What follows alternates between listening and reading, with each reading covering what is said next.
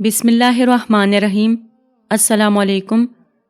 جب حضرت عمر بن الخطاب رضی اللہ تعالیٰ عنہ کی صاحبزادی حضرت حفصہ رضی اللہ تعالیٰ عنہ کے شوہر حضرت خنیس رضی اللہ تعالیٰ عنہ بن حذافہ السہمی کا انتقال ہوا، جو سابقین اولین میں سے تھے، اور غزوہ بدر میں کاری زخم لگا جس سے جانبر نہ ہو سکے، تو عدت گزرنے کے بعد حضرت عمر بن الخطاب رضی اللہ تعالیٰ عنہ حضرت عثمان بن عفان رضی اللہ تعالیٰ عنہ سے ملے، ان سے حفصہ رضی اللہ تعالیٰ عنہ کے رشتے کی بات کی۔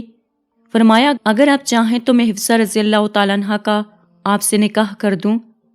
حضرت عثمان رضی اللہ تعالیٰ عنہ نے کہا کہ میں اس بارے میں سوچوں گا۔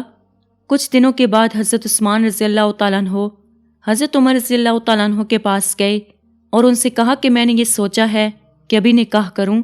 حضرت عمر بن الخطاب رضی اللہ تعالیٰ عنہ ابو بکر رضی اللہ تعالیٰ عنہ کے پاس گئے اور ان پر حضرت حفصہ رضی اللہ تعالیٰ عنہ کو پیش کرتے ہوئے کہا کہ اگر آپ چاہیں تو میں حفصہ سے آپ کا نکاح کر دوں۔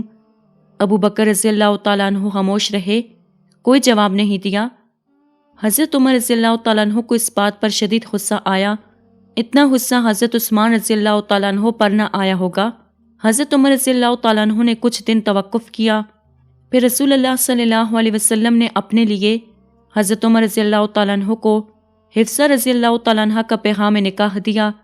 اس کے بعد ابو بکر رضی اللہ تعالیٰ عنہ بھی ان سے ملے اور حضرت عمر رضی اللہ تعالیٰ عنہ سے کہنے لگے، شاید تم کو مجھ پر اس وقت غصہ آیا ہو جب تو نے حفصہ رضی اللہ تعالیٰ عنہ کا رشتہ مجھے پیش کیا، مگر میں نے جواب نہیں دیا۔ حضرت عمر رضی اللہ تعالیٰ عنہ نے فرمایا کہ ہاں۔ حضرت ابو بکر رضی اللہ تعالیٰ عنہ نے فرمایا کہ جب تو نے حفصہ رضی اللہ تعالیٰ عنہ کا رشتہ پیش کیا تو مجھے جواب دینے سے صرف یہ بات مانی تھی کہ میں جانتا تھا کہ رسول اللہ صلی اللہ علیہ وسلم نے اس کا ذکر کیا تھا، اور میں سرور دو عالم صلی اللہ علیہ وسلم کے راز کو فاش نہیں کر سکتا تھا۔ اگر آن حضرت صلی اللہ علیہ وسلم نہ کرتے تو میں ضرور قبول کرتا۔ امید کرتی ہوں کہ آپ کو آج کی ویڈیو پسند آئی ہوگی۔ مزید اسی طرح کی ویڈیوز دیکھنے کے لیے ہمارے چینل کو سبسکرائب کریں۔ خدا حافظ۔